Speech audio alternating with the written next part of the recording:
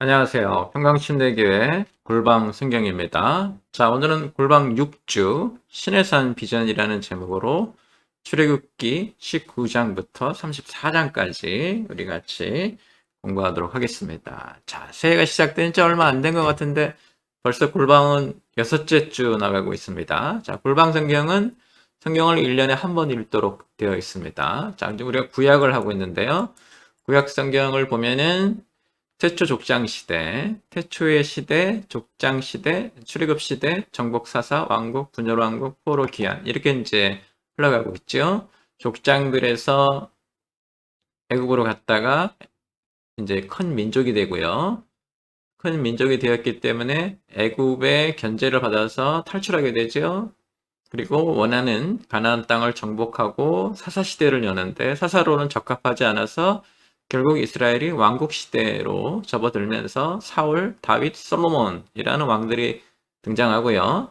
솔로몬의 실책으로 인해서 결국 나라가 남과 북으로 두 나라로 분열이 돼서 분열왕국 시대.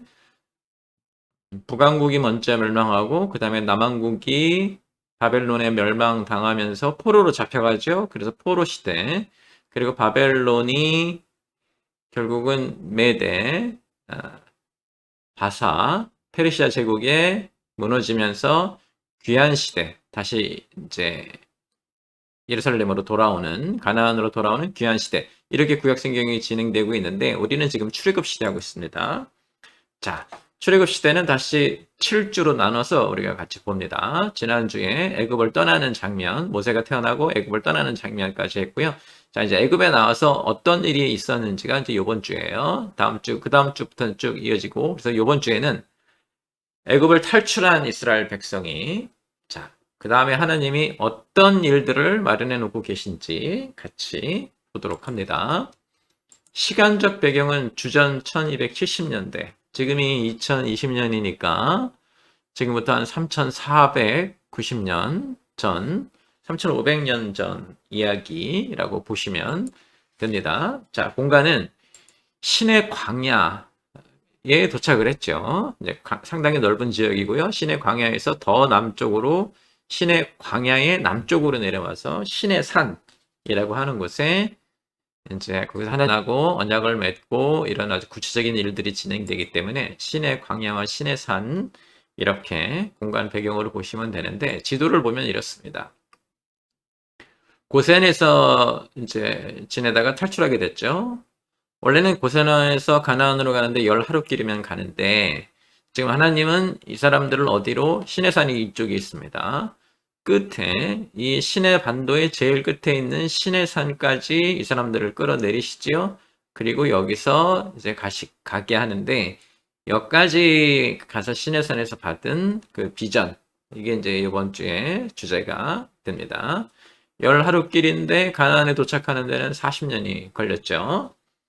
그게 이제 우리 신앙의 모습도 하고도 닮았고 이스라엘이 애굽이라고 하는 지역만을 탈출한 것이지 사실은 곤란한 지경은 변하지 않았다. 왜? 사람들이 변하지 않았기 때문이죠. 네, 이렇게 보시면 됩니다. 자, 사회적 배경은 지금 이 사람들이 노예로 살다가 이제 풀려나게 된 거죠. 탈출했으니까요. 그래서 애굽을 탈출한 노예 민족 이스라엘 이제 이렇게 보시면 되고요. 자, 그동안은 주인의 다스림을 받았기 때문에 그 나름대로의 질서를 가지고 시키는 것만 하고 하지 말라는 건 안 하면 되는 거니까요. 자, 근데 광야에서는 지금 애굽이 가지고 있었던 규칙이나 이런 것들이 모두 없어진 상황이죠. 혼란스러운 삶이 되는 거죠. 그래서 우리가 지난주에 봤지만 출애굽기 18장에 모세가 하루 종일 재판하고 있는 백성들을 데리고 탈출했는데 탈출한 사람들이 다투기 때문에 그 사람들을 데리고 하루 종일 재판을 해야 되는 한마디로 혼란스러웠죠. 그래서 하나님이 이들에게 하나님의 백성으로 어떻게 살아야 할지를 가르치시기 때문에 새로운 질서, 규범, 그래서 십계명과 규례, 법규 이런 것들이 이제 차례대로 주어지는 것을 우리가 볼 수 있고요. 사회는 불안정했죠. 네, 자유를 얻으면 다 행복해질 것 같은데 불안정합니다.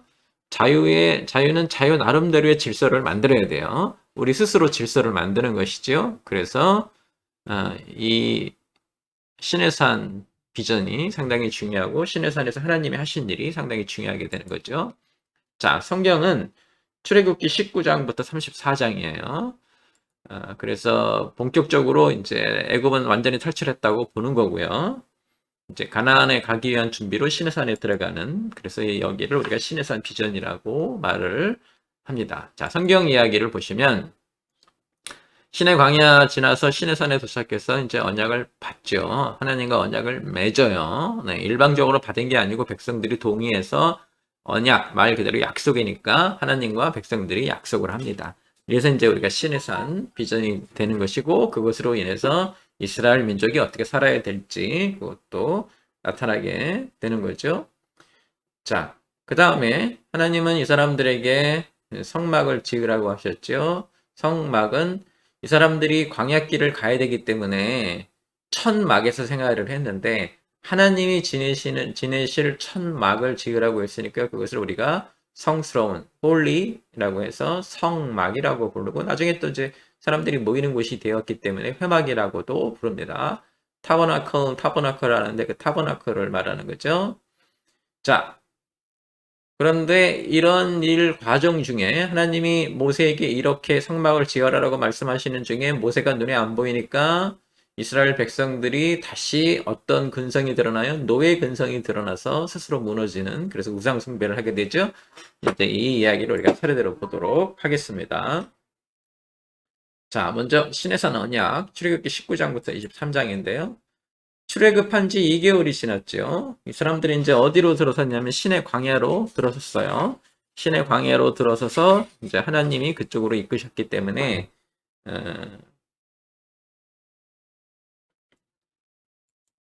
가나안과 반대 방향이죠. 아까 지도에서도 보셨지만 가나안은 위쪽으로 올라가야 되는데 오히려 남쪽 신의 광야, 남쪽 신의 산까지 하나님이 이들을 데리고 가신 거예요. 그래서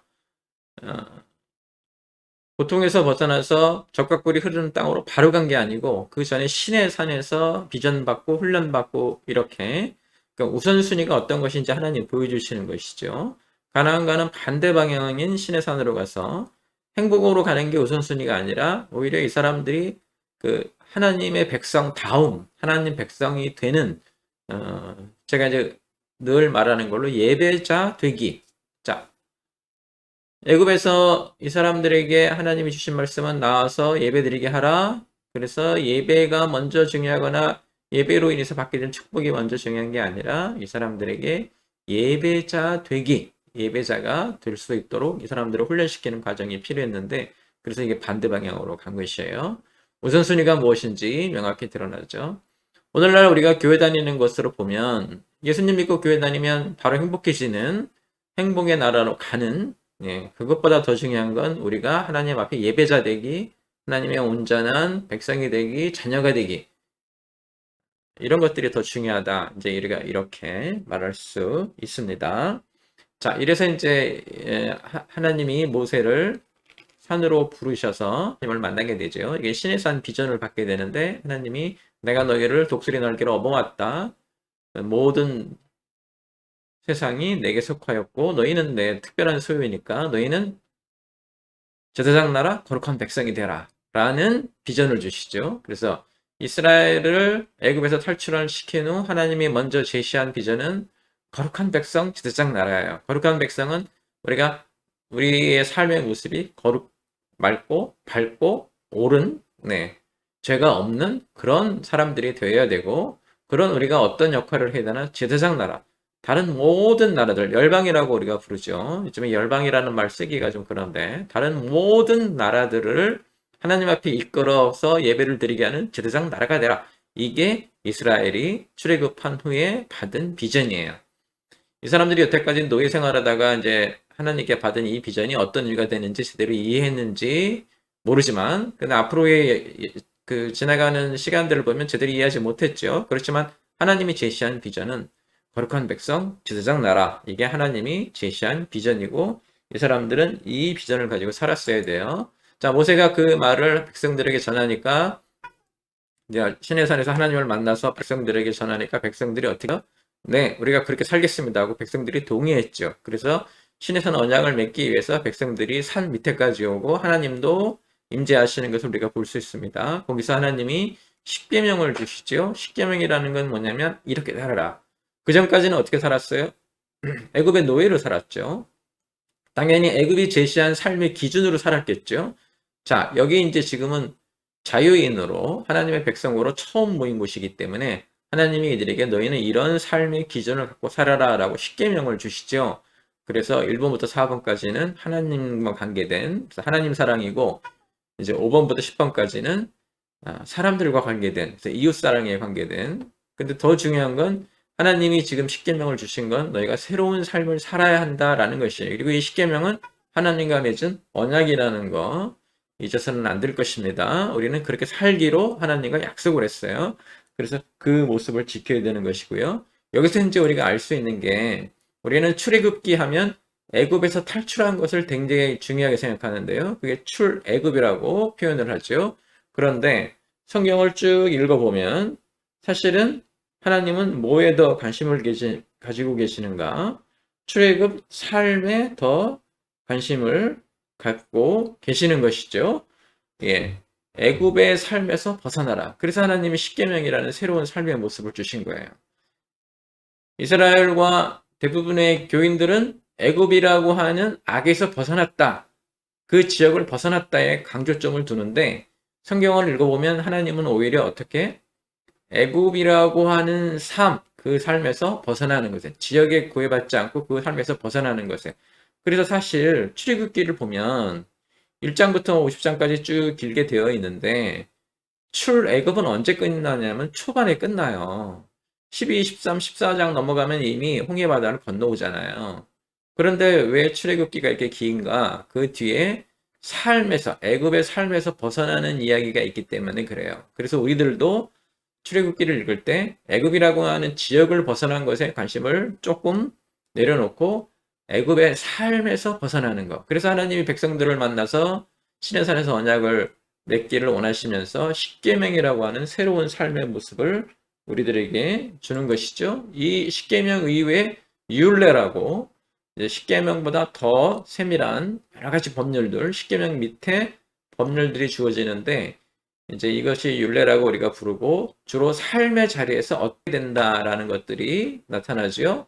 모든 영역에서 하나님이 하나님 되신다는 것이 이 율례에 드러난 정신이에요. 하나님은 그러니까 우리 삶의 모습에 깊은 관심을 가지고 계셔요. 너희가 이럴 땐 이렇게 하고 저럴 땐 저렇게 하고 옆집 소가 어떻게 하면 너희 소는 어떻게 하고 이런 식으로 삶에서 일어나는 모든 일에 뭐 요즘으로 말하면 너희가 고속도로를 달 때 옆에 차가 갑자기 대들면 너희는 어떻게 하고 이런 식으로 표현할 수 있겠죠. 그런 삶의 자리에 하나님 관심을 갖고 계시다. 단순히 예배나 하나님께 드리는 제사 이런 것만 아니라 삶의 모습, 삶의 자리에서 어떻게 해야 되는지 하나님 관심을 가지고 계시고 이 중에 이제 눈에 띄는 게 눈에는 눈, 이에는 이 이런 원칙들이죠.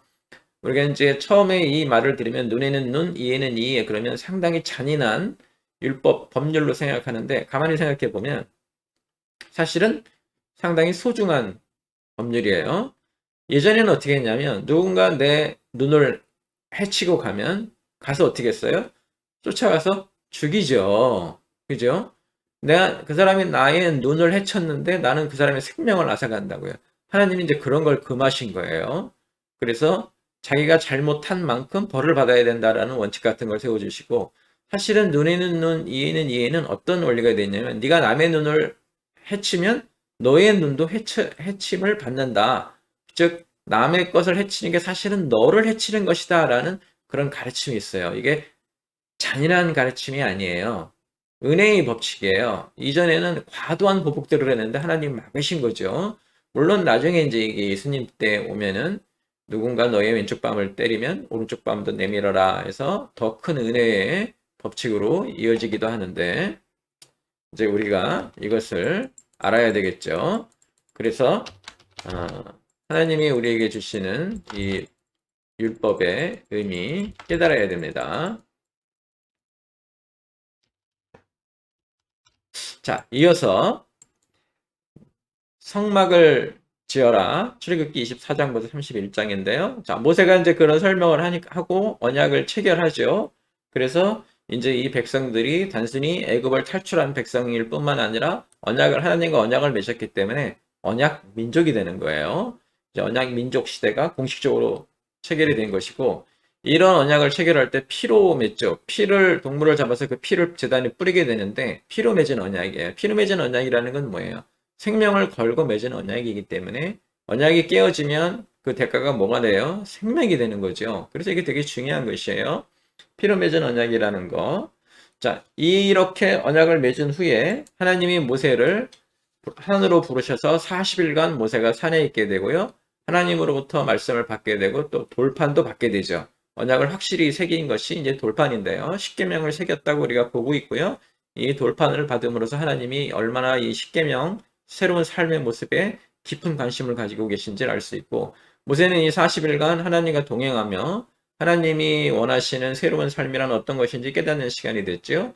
주로 성경에서는 이 40일이라는 시간이 좀 중요하게 생각이 되는데요. 40일이 사람을 바꾸는 그런 시간으로 우리가 이제 흔히들 말을 하는데, 그런데 요즘에 이제 요즘은 좀 덜 하는 것 같은데, 특별 새벽기도 특세 40일 해가지고 40이라는 숫자에 자꾸 과도한 의미를 부여하는데, 40이 중요한 게 아니고요. 하나님과 동행하고 있었다는 게 대단히 중요해요. 자꾸 이렇게 이상한 숫자 같은 거, 하나님이 의도하지 않은 것에 과도한 관심을 갖고 과도하게 의미를 부여하는 거 좀 주의하실 필요가 있습니다. 중요한 건 하나님과 동행하는 40일이었고, 그때 하나님이 가르쳐 주신 가르침을 받고 돌판을 받고 있었다. 이제 이렇게 아시면 좋을 것 같습니다.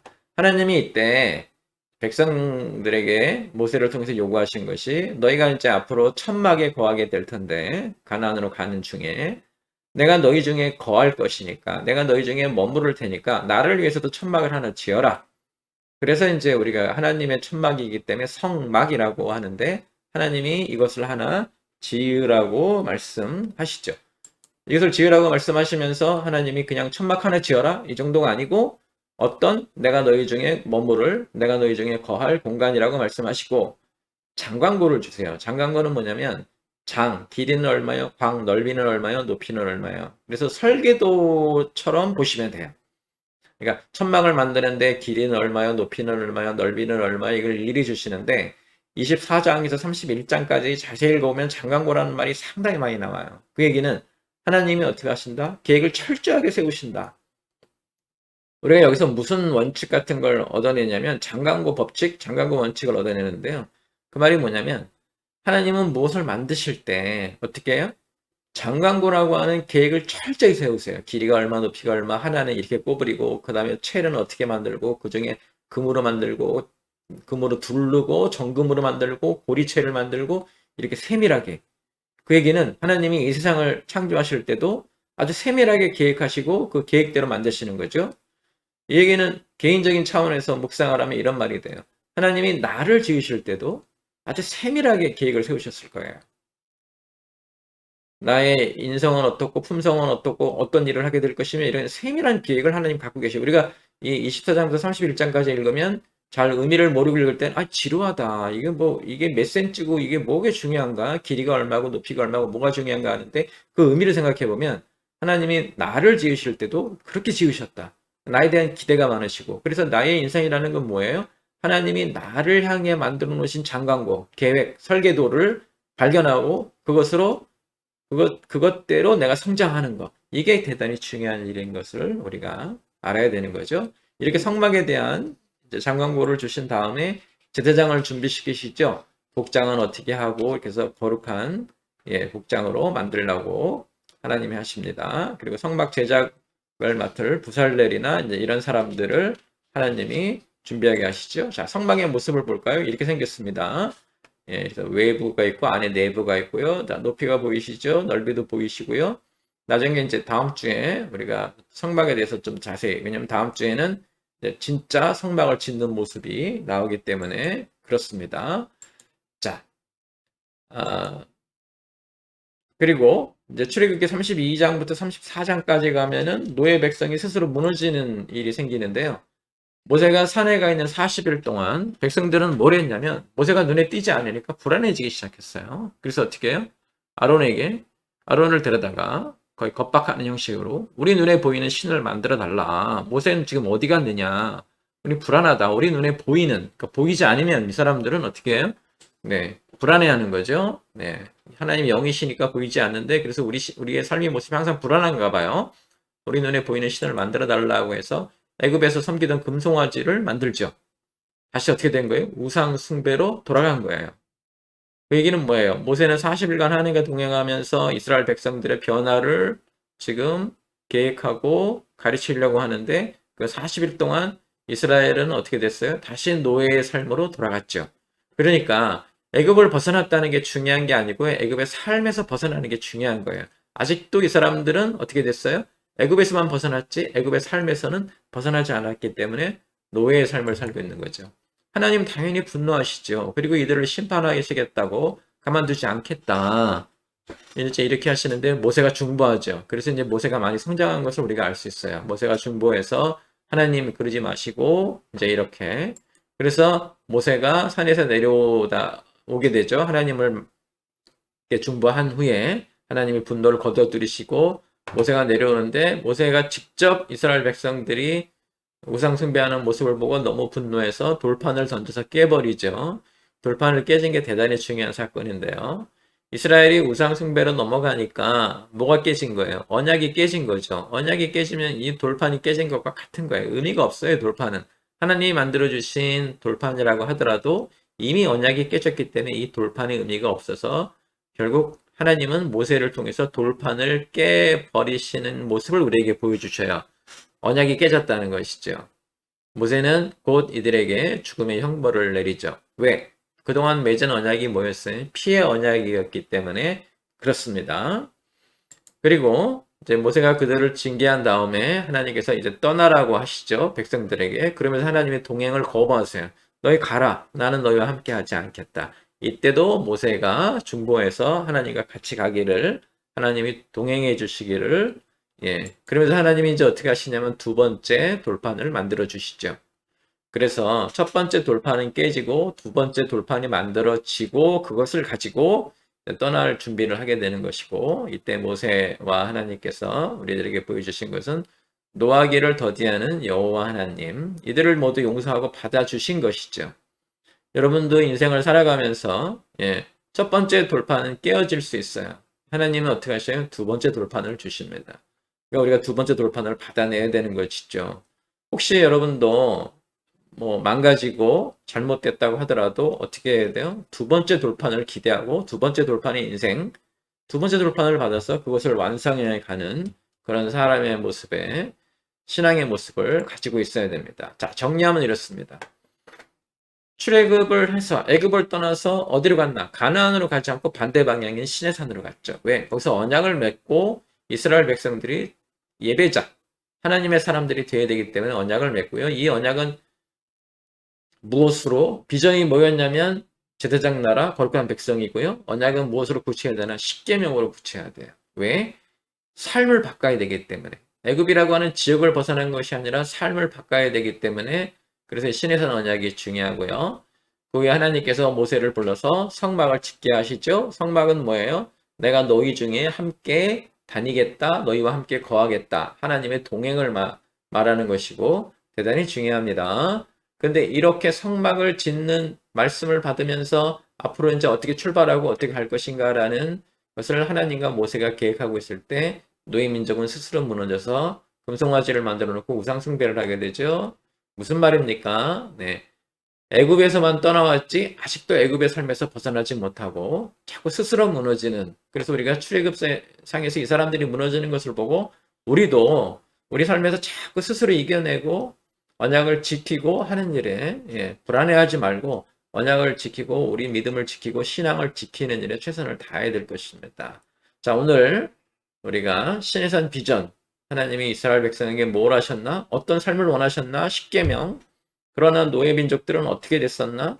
애굽에서 떠나온 것이 중요한 것이 아니라 애굽의 삶에서 벗어나서 스스로 자유인이 되고 자기 삶의 주인이 되는 사람들이 되어야 한다는 것도 우리가 교훈으로 받아야 할 것입니다. 자, 이번 주도 여러분 성경 열심히 읽으시고요. 다음 주에는 시내산에서 또 어떤 일이 계속해서 이어지는지 보도록 하겠습니다.